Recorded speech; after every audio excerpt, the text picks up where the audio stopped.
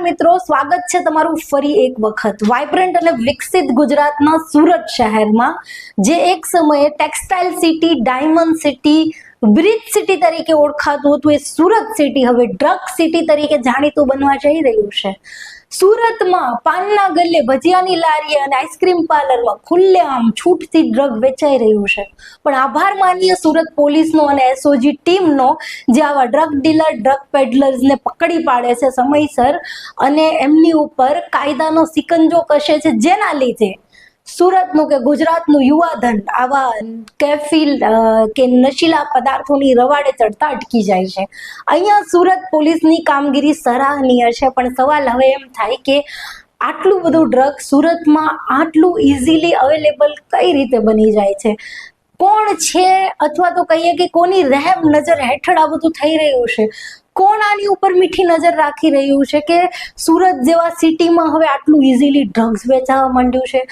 કોણ છે આ બધાની પાછળ? આ જે સવાલ છે એનો જવાબ હું નહીં આપું, તમે જાતે સમજી જશો કાલે જે સુરતમાં આ કેસ બન્યો, જે ડ્રગ્સ ડીલર પકડાયા એના ઉપર। સુરતમાં ઉધના દરવાજા સ્થિત ઓયો હોટેલમાંથી ચેતન કિશનલાલ સાહુ નામના શખ્સની એસઓજીએ ધરપકડ કરી અને એની પાસેથી 350 ગ્રામ જેટલું મેફેડ્રોન ડ્રગ્સ કબજે કર્યું।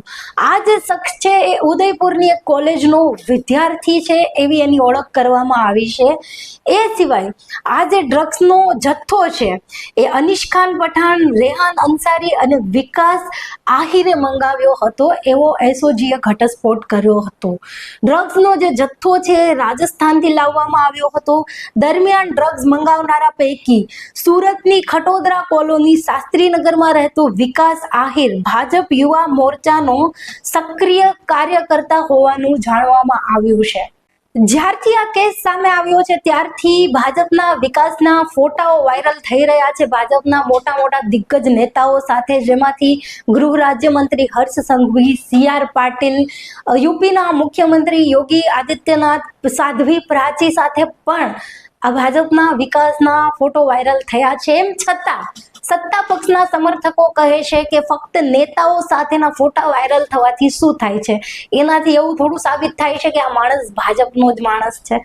તો ભાઈ આ ફોટો તમે જુઓ, આ સંગીતા પાટીલનું ફેસબુક અકાઉન્ટ છે, એમાંથી એમણે વિકાસ આહિરને જન્મદિવસની શુભકામનાઓ પાઠવી છે, જેને વિકાસ આહિરે પોતે પણ શેર કરેલી છે પોતાના પ્રોફાઇલ ઉપર। હવે કોઈ ભાજપનો કાર્યકર્તા ન હોય ને ફક્ત નેતાઓ સાથે ફોટો પડાવવાનો શોખીન હોય તો એને સંગીતા પાટીલ જેવા MLA જન્મદિવસની શુભકામનાઓ શું કામ પાઠવે? અને આ ભાઈના ફોટા રાજ્યપાલ સાથે પણ છે, જેને મળવા માટે તમારે સમય લેવો પડે, એમની સાથે પણ આમના ફોટા છે, છતાં પણ સત્તા પક્ષના સમર્થકો માનવા તૈયાર નથી કે આ ભાજપનો જ વિકાસ છે। ભાજપનો આ વિકાસ, જે પોતે હિન્દુ યુવા વાહિનીનો પ્રમુખ પણ રહી ચૂક્યો છે, એ ભાજપનો સક્રિય કાર્યકર્તા છે, યુવા નેતા છે, ભાજપનો ખેસ પહેરેલો, આ તમે બાજુમાં જોઈ જ શકો છો। એમ છતાં પણ હજી અમુક લોકો કહે છે કે ના, આ ભાજપનો વિકાસ નથી। ખરેખર ભાઈ, હવે તમારે શું પુરાવા જોઈએ છે? આટલા પુરાવા કાફી નથી? આનાથી સાબિત નથી થતું કે આ ભાજપનો જ વિકાસ છે? અને ગૌરક્ષક ગણાવે છે અને ધંધો કરે છે ડ્રગ્સ રેકેટનો, કોની સાથે? મુસ્લિમો સાથે। અને આ ભાઈની તમે પ્રોફાઇલ જુઓ, ફેસબુક પ્રોફાઇલ તમે જુઓ, તમારે ફોટામાં દેખાઈ જ રહ્યું હશે, મુસ્લિમો વિશે કેટલી નેગેટિવ પોસ્ટ કરેલી છે। સતત કોમી વૈમનસ્ય ફેલાય, બે કોમ વચ્ચે નફરત ફેલાય, એ પ્રકારની પોસ્ટ આણે સતત કરેલી છે, અને એ જ મુસ્લિમો સાથે મળીને ડ્રગ્સ રેકેટ ચલાવે છે। મતલબ ફક્ત ચૂંટણી વખતે મુસ્લિમો વિધર્મી થઈ જાય છે, કટવા, મુલ્લા, દેશ વિરોધી, ધર્મ વિરોધી થઈ જાય છે, અને એ જ મુસ્લિમો આડા દિવસે બિઝનેસ પાર્ટનર બની જાય છે। ये रिश्ता क्या कहलाता है भाई? અમને પણ જણાવો તો ખબર પડે। આમ બહાર તમે લોકો આટલું બધું ઝઘડો છો, એકબીજાને દુશ્મન તરીકે ચિતરો છો, અને અંદર ખાને હમ બને તુમ બને એક દૂજે કે લીએ ચાલે છે। મતલબ આ ફક્ત ને ફક્ત જનતાને ભડકાવવા માટે બધું થઈ રહ્યું છે। કોમી વૈમનસ્ય ફેલાય, એ પ્રકારની પોસ્ટ થઈ રહી છે, એ પ્રકારના ભાષણ અપાઈ રહ્યા છે। અંદર ખાને તમે બધા ભાઈ ભાઈ જ છો। હવે હું ગુજરાતની સામાન્ય જનતાને કહેવા માંગુ છું કે આ ઘટના પછી હવે તો તમારી આંખ ઉઘાડો। આ જ આ લોકોની અસલિયત છે। આ જે બી યુવા નેતા હોય કે ગમે એ નેતા હોય, આ જ આની હકીકત છે। તમને આ લોકો જેના નામથી ભડકાવે છે એની જ સાથે આ લોકો ધંધા કરે છે। તમને વોટ્સએપ પર મેસેજ આવે છે જેમાં કહેવામાં આવે છે કે અમારી સરકાર નહીં રહે તો આ લોકો ઘરમાં ઘૂસીને મારશે, અને એ જ લોકો એમની સાથે મળીને તમારા બાળકોને નશાના રવાડે ચડાવવામાં લાગેલા છે. આ એમની હકીકત છે, આ એમની અસલિયત છે. જુઓ આંખો ખોલીને. અને આ ભાજપના યુવા નેતાઓ, આ એક યુવા નેતા યુવાધનને ડ્રગ્સના માર્ગે ચડાવી રહ્યો છે, અને ભાજપનો બીજો યુવા નેતા ગરીબોના મોઢાનો કોળિયો છીનવીને પોતાના ઘર ભેગો કરી રહ્યો છે. કાલની જ તારીખમાં સુરતમાંથી, સુરત ભાજપના યુવા મોરચાના નેતા જે છે, નામ છે એમનું મનીષ શાહ, એ સરકારી અનાજને સરકારી ગોડાઉનમાં લઈ જવાની બદલે પોતાના ખાનગી ગોડાઉનમાં લઈ જતો હતો. બાતમી મળતા મામલતદારે દરોડા પાડ્યા અને ત્યારબાદ ત્યાંથી 100 ક્વિન્ટલ જેટલું અનાજ કબજે કર્યું. મતલબ એક યુવાનોને નશાના માર્ગે ચડાવે છે, બીજો ગરીબોનું અનાજ ઘર ભેગું કરે છે. આ ભાજપના યુવા નેતાઓ છે. જોવો, બંને સાઈડ બંનેના ફોટો છે.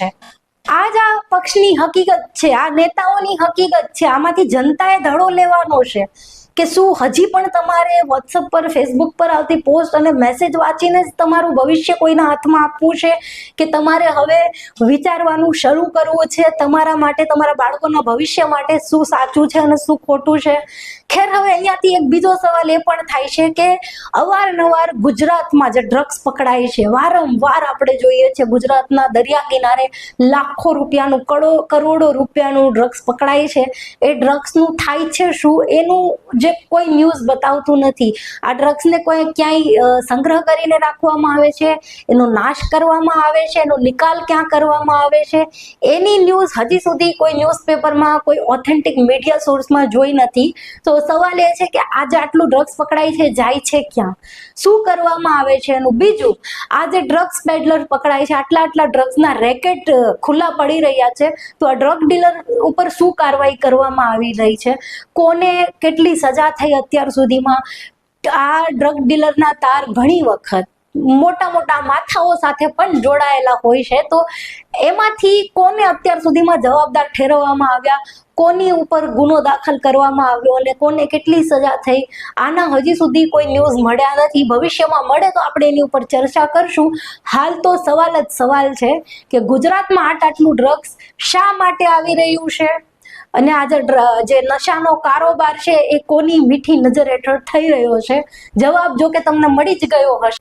અંતમાં બસ એટલું જ કહીશ કે આ રાજનીતિને ઓળખો, ધર્મની રાજનીતિ કરવા વાળાને ઓળખો. તમારી ધાર્મિક લાગણીઓને એટલી બધી કમજોર ના પડવા દો કે એનો ઉપયોગ કોઈ તમારી જ બરબાદી માટે કરે.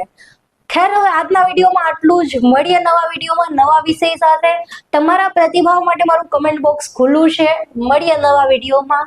ચેનલને લાઈક અને સબસ્ક્રાઇબ કરવાનું ભૂલતા નહીં. નમસ્તે.